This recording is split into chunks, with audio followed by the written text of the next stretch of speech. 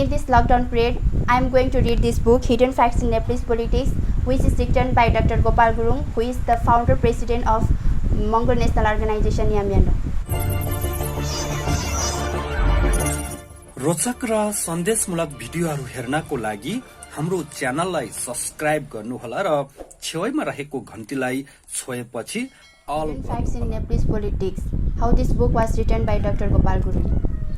At first, I love to call myself a Nepali, but when I travel extensively in Nepal to the villages of Tamu, Magar, Sherpa, Tawang, Tharu, Dhimar, Limbu, Rai, Koch and studies their condition and unwritten history, to my dismay, I found these people neglected in every respect in every part of the nation.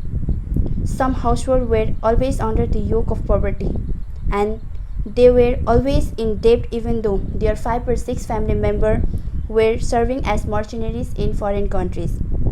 I found the aboriginals Mongol tribes of Nepal, who were crushed and dominated to backward in every political, economical, religious, educational and cultural aspect.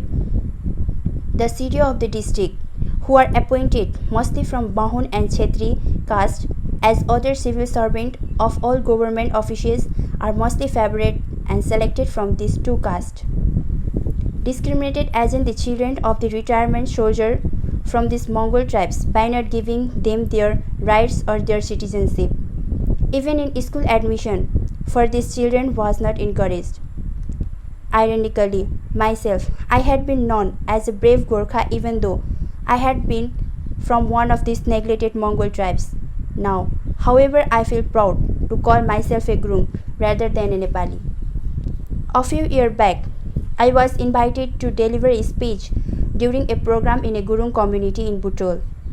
An old Tamu person was carried there from a remote Parvat district by his son. The route was a long walk of many days. That old person was an ex-soldier of pre-independent India. He was over 100 years old. Can you imagine how much his pension was? It was unbelievable, but true. It was getting only 5 rupees per month. He sacrificed his valuable life for other shack in a foreign land and came back to Nepal, earning a pension of only 5 rupees per month.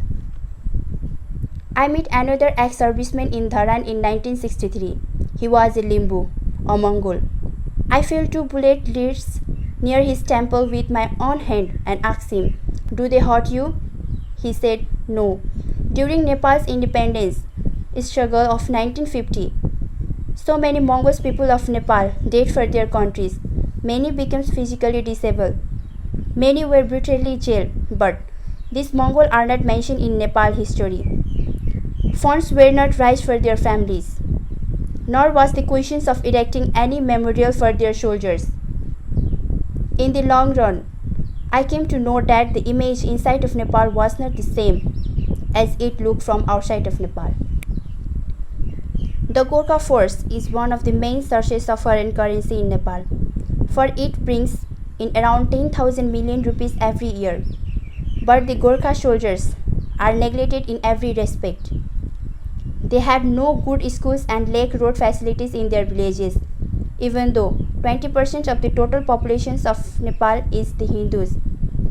They hold 60% of the total land, whereas aboriginals Mongol people have about 7% of the total land for their livelihood. You can count on your finger the number of those neglected people holding high prestigious rank in the government and even in the domestic force like army and police. Even these few examples can provide the sad pictures of our reality. Once I gave a complimentary copy of New Lighted weekly paper to a well-known Bahun poet, how I used to respect very much. But he suddenly flared up saying, "Why on earth is a Gurung publishing a paper? Your race is made for handling bows, arrows and rifle." I was shocked and retorted back something before leaving him. An intellectual, political figure and economics Bahun once had consulted another Bahun about a certain development program on a remote hilly area. said that a road should never be built in an area where there are no Bahun and Chetri settlements, because to open one road in the villages of the Mongols is like cutting off one leg. There are so many examples of such favoritisms and nepotisms. The Bahun and Chetri keeps aside even their mutual struggle for power and collaborate together to suppress our peoples. Such intentions make me inwardly rebellious. They will continue to treat us inhumanly unless our Mongol people wake up and fight for their rights. So, I have taken up my pen to fight this racial battle, even though they have often imputed and intimidated me by phone calls and letters under fictitious names. A freedom fighters of the democratic movement of 1950 had taken a photo of himself with King Tribhuvan and had it hanging in his room. He was sincere, serving, and handling his government office with great efficiency, but his poet was sacked just before a few months of his retiring date, just because he was one of our people. At that time, Kirtiniti Bista was the PM of Nepal.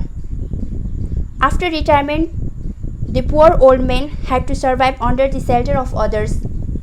Then he became sick and died on the footpath.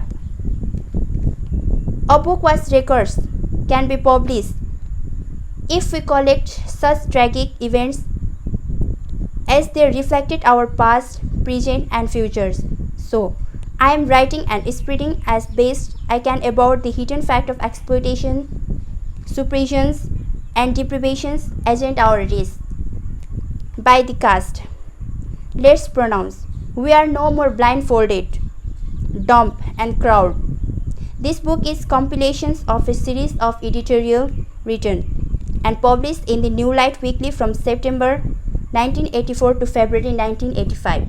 Now, I am so happy to let the readers know that the readers of Gorkha Battalion in Borni readily paid even $110 Borni for a single copy of this book, whereas the cost of the second editions was only rupees 25 Nepali currency, since the book was not available to many interested readers.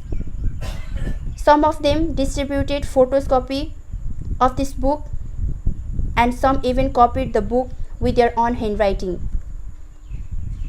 Readers and booksellers face torture of the police in different parts of the country. So far, I have received thousands of appreciation letters from the readers. This book is still banned in Sikkim, the 22 state of India. Some of the Bahun paper criticized badly and advised to the government of Panchayat system to keep me in jail for a long time. One of them is a minister, Ramchandra Paudel, in present government, and the other is one of the advisors, Jaiprakash Anand, of the Prime Minister of GP Koirala. At last, I would like to extend my cordial thanks to Ratan Gurung, one of the Vice President of All India Gurung Association, Darjeeling, kept Padam Gurung Bhalwari, Rupandehi. His name was published by Balbahadur Gurung in the third editions of Nepali by mistake. B.K. Rai, Gongtok, Sikkim and Bhim Divsa Rai, translator of this book, for this their assistance. Jai Mangal.